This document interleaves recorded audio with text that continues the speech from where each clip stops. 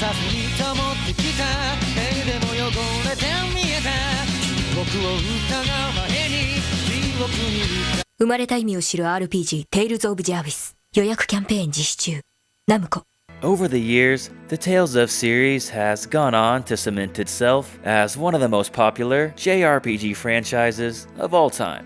I mean, sure, it may not get the same mainstream recognition as Final Fantasy or Dragon Quest, or even Shin Megami Tensei / Persona these days, but it's probably right behind those, or at least in the top 5. Considering the series got its start all the way back on the Super Famicom and is still going on to this day, with the newest entry, Tales of Arise, coming out this September, this already places it in a pretty rare league, as not too many other series have achieved that same level of longevity.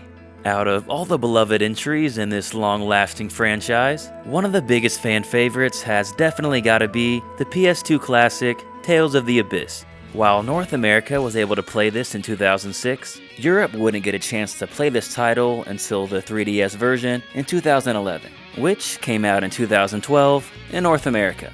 I believe there are some small performance differences between the two versions, but for the most part, they're pretty much the same game and a direct port. For the sake of this retrospective, I played the PS2 version, so I'm gonna focus on that. Tales of the Abyss is the 8th mainline entry in the series, 6th to be released in America, and was developed by the Namco Tales studio, formerly known as the Wolf Team. There are a couple other titles that are considered to be mainline games that were developed by different teams, such as Tales of Legendia and Tales of Innocence, but these are usually considered to be more black sheep of the series and not regarded as highly as games developed by the main team. At least in most aspects. Tales of Legendia does have some fire-ass music. Out of all the games made by the main team though, there's a lot of similarities between all of them, with some eras of the series having more similarities than others. Of these groups, Tales of the Abyss falls in the same camp as Tales of Symphonia along with Tales of Vesperia, due to how similar the gameplay and exploration plays out. And between these three titles, Tales of the Abyss happens to be the middle child. It's remembered very fondly by not only Tales of fans, but JRPG fans in general. Me personally, I played this one about a few years after its release, right after I beat Symphonia actually, and remember having a lot of fun with it. With that said, I do also recall stopping after about the halfway point, so I'm wondering if there was a real reason why for that, or if I was just a stupid kid who quit games all the time. Now that it's been 15 years since its North American release, let's find out the answer. Just a fair warning, given the nature of a retrospective, there will be some spoilers throughout this video, but any major in-game spoilers will at least mark ahead of time. Anything up until about the halfway point or so though, I do consider fair game and will not hesitate to mention. So, with all that cleared up, let's channel our phonons or some shit and dive into this retrospective over Tales of the Abyss.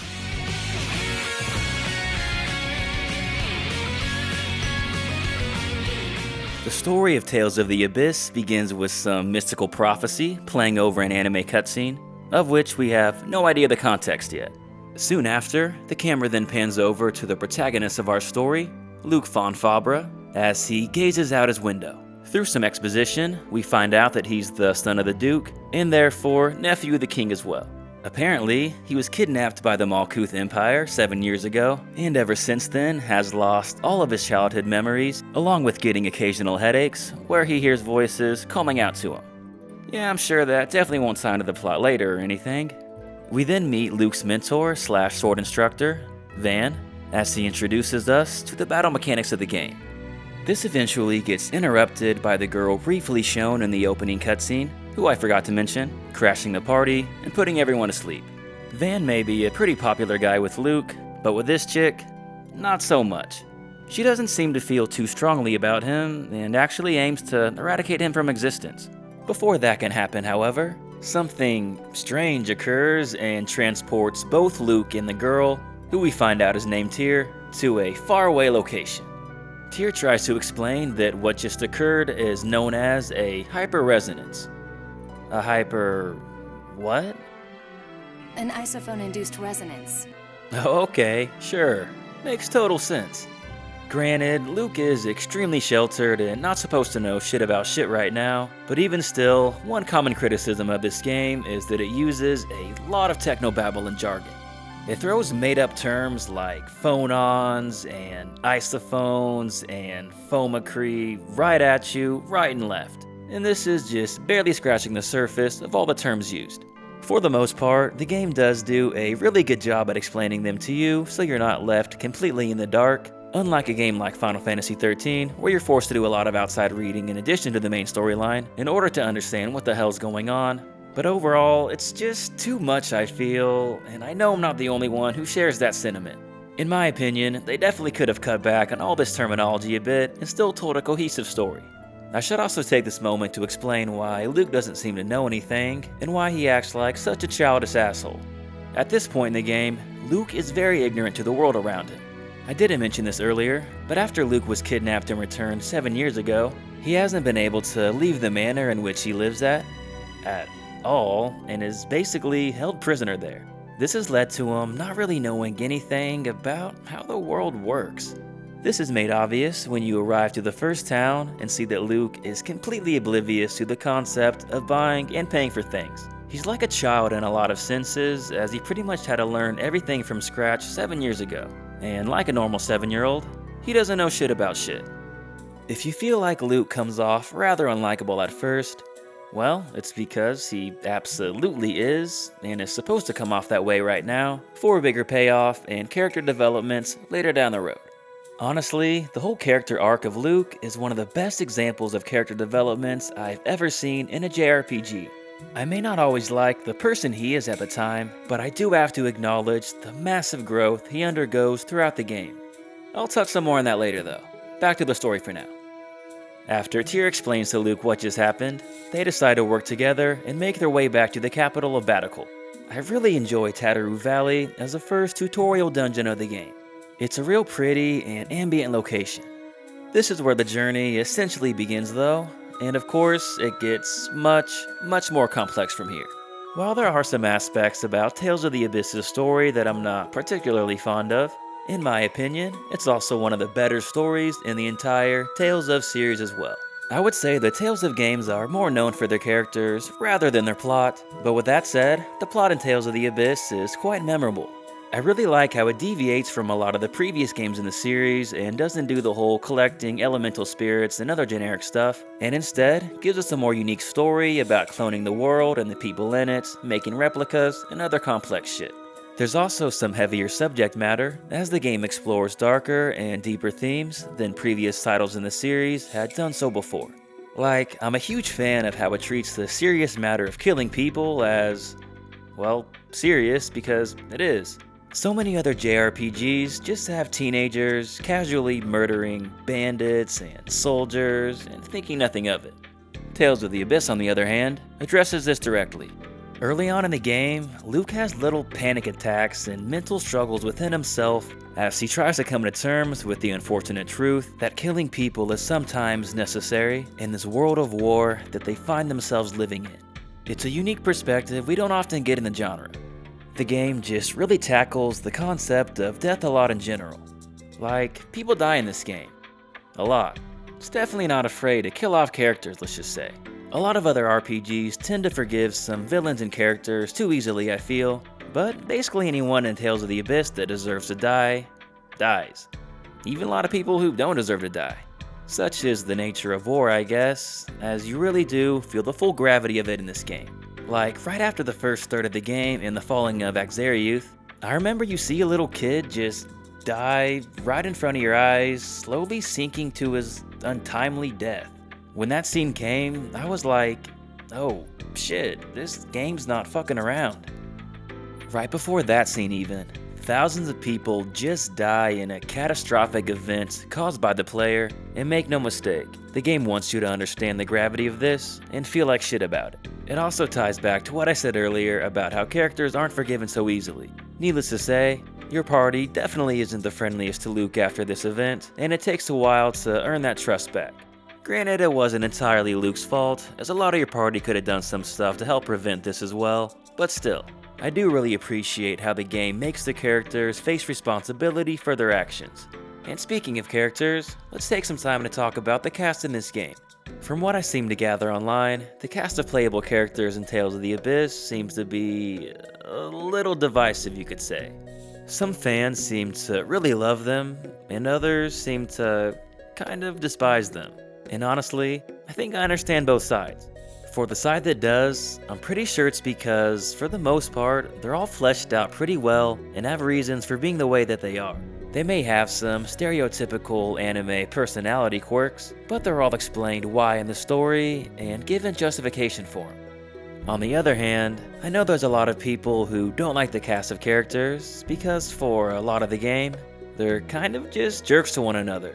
This does all make sense within the context of the plot, and eventually does deliver a big payoff when they all become good friends by the end of the game. But even still, I know there's a lot of people that like their parties to have that tight-knit, cozy friendship type bond, and outside of later in the game, Tales of the Abyss doesn't really give you that. You could make the argument that it's more realistic that way. However, that doesn't change the fact that some people just prefer that feeling of comfort and close friendship in their JRPGs. I understand both sides, and honestly, it makes it kinda hard to decide how I really feel about them.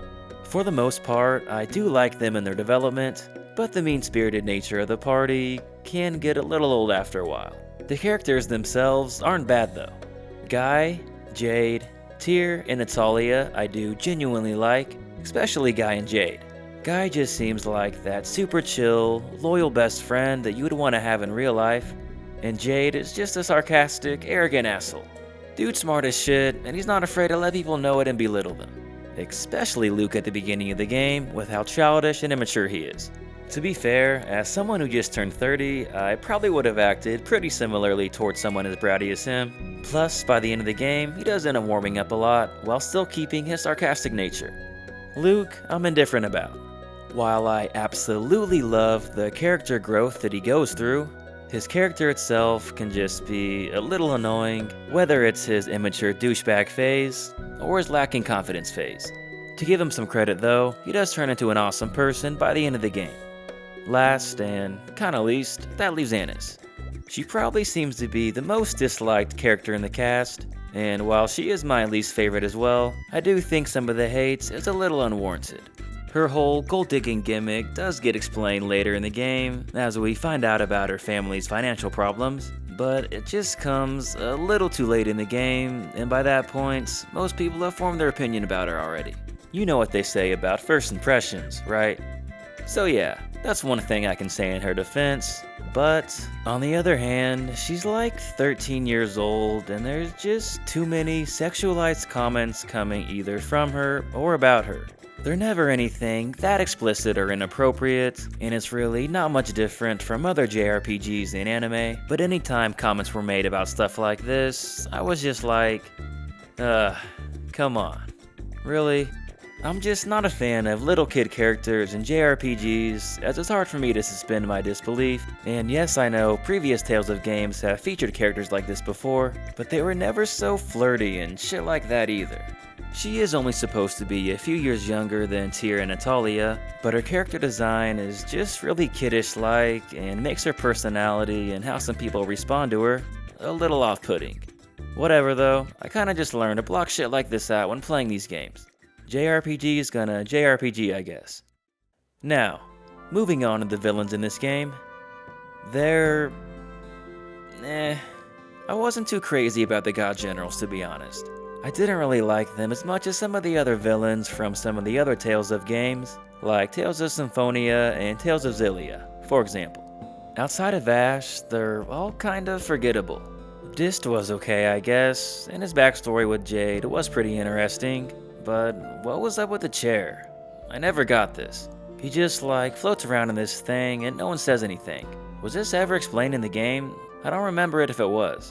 I know he's not paralyzed either, as there's some scenes with him standing up. I know this is like a wacky anime game and not everything is supposed to make sense, but even with that said, this still just seemed a little out of left field and kinda random. I think they could have made an eccentric, flamboyant villain without him floating around in a chair, but whatever, it's fine I guess. That was a super random nitpick, moving on. I did like Van as an antagonist though, and his personal relations to Luke, Ash, Tyr, and Guy just made him that much more compelling. Overall, while I wouldn't say the cast of characters in Tales of the Abyss is my favorite in the series, they're still not that bad, with some notable standouts that I mentioned. On the topic of not that bad, but not that great, the same could also be said about the visuals in this game. While the graphics aren't bad by any means, for a late era PS2 game, they're not super amazing either. Personally, I prefer the look in Tales of Symphonia instead. If they wanted to keep the more realistic character proportions, a graphical style like the one found in Rogue Galaxy would have worked really well here. With that said, there are some pretty locations in this game that are quite beautiful to look at. The screen leading up to Astor's mansion instantly comes to mind. Such a scenic sight. In general, I'm a pretty big fan of all the environments in this game, from the towns to the dungeons. There's a lot of outdoorsy location type dungeons, which I'm quite fond of for the scenery traversing through them. When it comes to dungeon design and puzzles, the Sorcerer's Ring makes it back with more features than ever. This time, having it be controlled by the little animal mascot character of the game, Mew. I did enjoy most of them, but some dungeons like the Abandoned Factory and Coral Castle did kinda suck though. Especially the Megiora Highlands. Fuck that place. It was super confusing to navigate around, and enemies ran into you all the time. You have to revisit this place twice as well, which makes it suck even more. Speaking of confusing to navigate around, unfortunately, some of the town design falls victim to this too. Some of the buildings in Belkend and Doth require way too much traveling between screens in order to get around. Like, seriously, no exaggeration here. Sometimes in Doth, you're supposed to go through like 10 screens just to get to the person you're supposed to talk to. It's all just long, narrow hallways that look the exact same too. It's absolutely ridiculous and easy as hell to get lost in. Pretty lame way of padding out some length, to be honest. Outside of those couple annoying examples, the towns are all quite memorable and distinct from one another.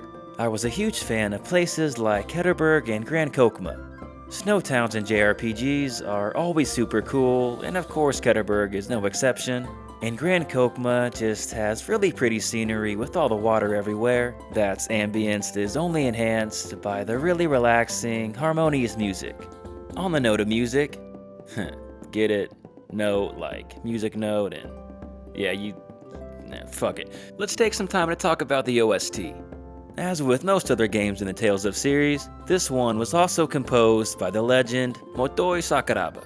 In comparison to all of his other work, I would say this one's above average. I don't think it's one of his absolute best, but it's closer to the top than the bottom. Baten Kaido's Eternal Wings in the Lost Ocean was one of the last games he composed for before this one, and having just replayed that recently for Retrospective, I can definitely hear some of the influence from it. The melodic chanting in the background of tracks like The Royal City of Batical remind me a lot of the chanting heard in certain Baten Kaido's tracks, like To the Garden of the Moon Butterflies and the Moonless Night, for example. Other than that, there are some nice ambient tracks found in some of the dungeons and other locations that I find really relaxing. The Desert Oasis and Fubris River come to mind. With that said, my favorite track in the game is easily, hands down, the main theme, Karma, and all of its various variations found in certain scenes throughout the game.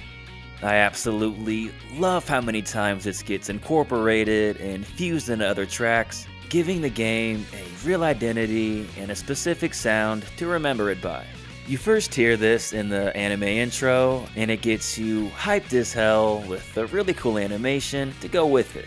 You next hear a version of this after the first arc of the game, during Luke's turning point and pivotal moment of character growth, where he finally accepts responsibility for his actions, cutting his hair, signifying a sign of growth and transformation within him. This is probably one of the more memorable scenes in the game for what it represents. The next version of this song you hear is a more melancholic piece that plays during emotional moments between Luke and Ash. To discuss my favorite use of it in the game would go into pretty heavy spoiler territory, considering it comes at the very end of the game, so just a little warning here. Skip to the timestamps below if you wish to avoid heavy in-game spoilers. When the track Mirrors plays during the dialogue leading up to the final battle between Luke and Ash, it's not only, in my opinion, the best scene in Tales of the Abyss, but one of the best scenes in the Tales of series in general. The context behind this scene is just so heavy, as it's pretty much the culmination of Luke and Ash's relationship. The emotional weight behind this scene is only elevated by the top-notch voice acting performance delivered by Yuri Lowenthal, as he essentially argues with himself, which takes a huge amount of talents in the vocal booth. I think this would be best appreciated if you heard it for yourself though, so let's play out a bit of the scene so you can get a feel for the magic yourself. Enjoy. Better in another area? You don't know anything! How can you possibly say that? You couldn't possibly know which of us is better! Either way, Shut up! Ash, what are you... Only one of us can leave this room. The stronger one will destroy Van. This isn't about hyper-resonance or who is or isn't a replica. As two of Van's pupils, we're going to find out who's stronger, who the real Luke is. This is a fight to settle who we are. We're both real. You and I are two different people. Shut up! This isn't about logic. You can't possibly understand how I feel. You stole my past and my future. Now is all the time I have. Man, the way he delivers lines like, "You stole my past and my future," with the music playing in the background. Chills, bruh. Chills. Ash may not always come off as the most likable at times, but it's really hard not to feel for him in this scene. I mean, as he said, his entire life and essentially identity was pretty much taken from him. Yeah, sure, Luke may just be a replica of Ash and not the original, real Luke, but he might as well be at this point, considering he's basically just living the life that Ash would have been otherwise. It's probably made even harder for Ash as he can see that Luke has made a lot of friends over his journey and has people that really care about him. Something that Ash can't really say the same, at least not to that extent.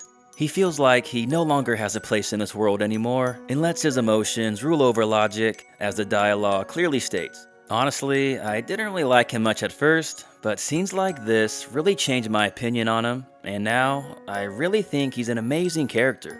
This makes what happens a little later on that much more impactful and just solidifies his fate as a tragic hero. Before that happens though, we're treated with the last remix of Karma that plays during the final climatic fight between Luke and Ash. It's kinda like an uplifting, motivational variation, and I really dig it. I absolutely love it when epic duels play out in like brighter, sacred, or just peaceful backgrounds, while some type of emotionally upbeat piece plays over it. Or it could even be a more somber piece, but that's not the case here obviously. Personally, I find these fights more impactful and memorable than the typical in-game boss fights you normally get in like darker, destructive environments with super intense boss music playing. Don't get me wrong, I do like those too, but they just don't leave the same impression on me as fights like this. Plus, we get way more of those in comparison. Anyway, before I wrap up this spoiler segment, I want to take a brief moment to talk about the ending. The ending is left open-ended, which leaves a lot of room for discussion. We obviously see some form of Luke and Ash being reincarnated back, but who is it exactly? What do you guys think? Personally, I think it's a combination of both, with Luke being the more dominant personality, considering Ash was the first one to die, and also given how Luke looks at Tyr at the end. I feel like if it was a more Ash-dominant personality, they would have focused more on Natalia, but that's just my take. It could also just be equal parts Luke and Ash, with the more prominent parts of their personalities merged as one. I don't know, that's just what makes the ending so discussion worthy. Let's talk about it in the comments. While we're still somewhat on the topic of music, I want to take this moment to address just how amazing the voice acting is in Tales of the Abyss. Honestly, as someone who's eventually trying to get into voice acting myself, some of the performances here were really inspiring.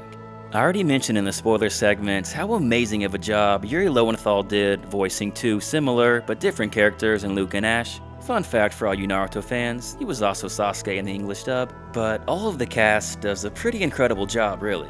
I mean, I can't imagine anyone else voicing Jade, and Johnny Young Bosch just has such a cool ass voice, so of course he did an awesome job with Guy. I feel like I'm watching every anime ever when I listen to him talk. The only voice performance I wasn't super impressed with was, ironically, Tyr, considering she's like the singer of the group. But it's not like her actual tone or voice sounded bad. I think she sounded good there. It's just that she lacked a little emotional range in some dramatic scenes that I would have liked to see more of. Compared to someone like Yuri Lowenthal, whose emotional range was top notch in this game. Overall, the voice acting is easily some of the very best out of all the PS2 RPGs, right up there with Persona 4, and maybe even a slight notch above games like Final Fantasy X and Rogue Galaxy. It's made even more impressive by the fact that literally every main story cutscene, which there is a shit ton in this game, is all voiced. There were definitely a lot of lines to read, let's just say. Hats off to the voice actors. With that said, it would have been nice if the skits were voiced as well. They were voiced in the original Japanese version, but just not in the English one, unfortunately. This wouldn't be so bad if not for the fact that the game turns down the background music during these, probably to allow the voices to be more easily heard like in the Japanese version, but there obviously are no voices in the English version, so this just gives us a period of awkward silence where we can't speed up the dialogue either. I read pretty fast, so this got pretty annoying after a while, not gonna lie. With voices, it would have immersed me in and not been an issue, but yeah, that's unfortunately not the case here. On the topic of petty grievances, let's keep this going. I do appreciate the fact that they gave us an overworld map, which was getting pretty rare in the PS2 days. However, it's not that cool, really. There's just not much worth exploring or pretty sights to see. It's a pretty bland looking map, to be honest. After you get your airship and unlock fast travel, there's really not much reason to traverse across it again either, as it's not like there's many secrets to find or anything like that. Plus, the loading times in the random battles on the world map absolutely suck and take like 5 to 10 seconds. It's much longer than the loading times just in regular dungeons and stuff like that, for whatever reason. It's definitely noticeable, so I would try to avoid random battles on the world map if I were you. Thankfully everywhere else, it's fine though. What's not fine, unfortunately, is the pacing and all the backtracking in this game. The pacing starts out really good, I feel, but after about the halfway point, you visited all the towns there is to visit in the game, and start doing a lot of running around between them, or flying around, still. On one hand, it does flesh out the towns more, considering you revisit them so often, but on the other hand, it's just really tedious from a gameplay perspective. I remember reading criticism about this online and honestly just thought people were over-exaggerating, and then I got to this part myself and was like, holy shit, this is bad. To be completely honest, I actually stopped playing the game around this part sometime last year and didn't pick it up again until just recently for this retrospective. And yes, I did read the synopsis and watch a Let's Play to catch up on the story. By the way, the synopsis is extremely helpful and something all JRPGs should have.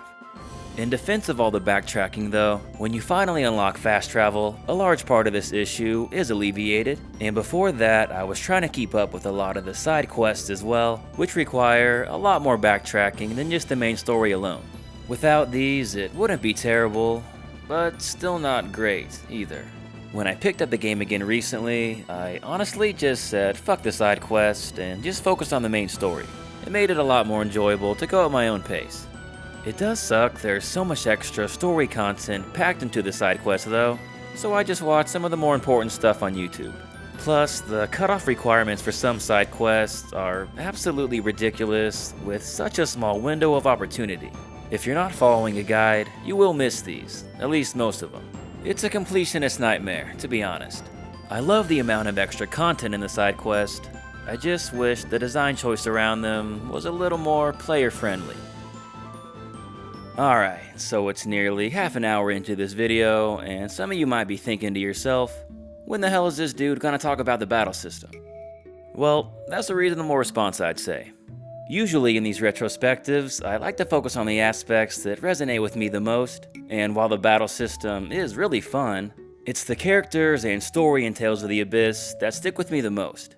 With that said, I would be remiss if I didn't bring up combat at all in a video about a Tales of game, but I am gonna keep it pretty short just so this video is not like an hour long. So, at the core, the combat in Tales of the Abyss is the same combo-based action RPG gameplay that the series is known and loved for. While Tales of Symphonia was the first in the series to give us the perspective of 3D, you could still really only move in linear pathways of sorts. It wouldn't be until Tales of the Abyss that 3D battles would be fully realized with the addition of the free run mechanic. By holding L2, this allowed you to move in true 3D so you could circle around enemies, attacking them from behind, and stuff like that. This was series defining and became a staple going forward. Outside of Freerun, I thought the combat in Tales of the Abyss was quite smooth and a lot of fun to play. Chaining multiple arts together and seeing the damage pile up just as satisfying as ever. I did find the whole Field of Phonons gimmick a little underwhelming though. This allowed you to transform certain arts by performing an arts of the same elements as the elements in the Field of Phonons. And in order to get an elemental Field of Phonon in the first place, you have to use enough arts of that same element. I never really made an effort to try for these specifically, as they mainly just happen on accident occasionally. Plus, the battleground is pretty big, so being able to line up an attack in these small circles against an enemy didn't really seem worth the hassle half the time. Honestly, when it comes to all the battle mechanics and customization, there's a lot of stuff to take in and most players probably won't ever make full use out of all of them. I know I didn't at least. In addition to the Field of Phonons, there's also stuff like AD skills, phone slot chambers, capacity cores, cooking after battles, and so on and so forth. Capacity cores and AD skills were enough for me, as I never really bothered much with cooking and barely phone slot chambers. For the players that like to make full use of all the in-depth systems though, boy are you in for a treat. With that said, I know this is just my opinion, but when it comes to all the extra battle and equipment mechanics, I do prefer the systems in other games in the series, such as Vesperia, Xillia, and even Symphonia, for example. Probably Graces too, but I haven't played that in forever, so I kinda forget. However, when it comes to the overall package, I gotta say that Tales of the Abyss is one of my favorites in the series. It may not be my absolute favorite, but it's easily top 5 and probably even top 3. Unfortunately, it just has some pretty low lows that hold it back from being higher. On the flip side, the highs of the game are outstandingly high and even higher in those categories than the games I ranked before it. Like, even though I really love Tales of Vesperia and think it's an amazing game, I wouldn't say its story is its strongest point, as it doesn't really have a lot of super memorable and emotional moments. Tales of the Abyss, on the other hand, really has some scenes that are gonna stick with me. It's a real shame that the pacing, all the backtracking, all the technobabble, and some of the battle/menu mechanics had to taint this otherwise amazing Tales of experience. Despite some of its shortcomings, it still managed to capture the hearts of not only Tales of fans, but JRPG fans everywhere. The compelling dynamic between Luke and Ash is one that I'll never forget, and is still the shining example of character development out of the entire Tales of series to this date.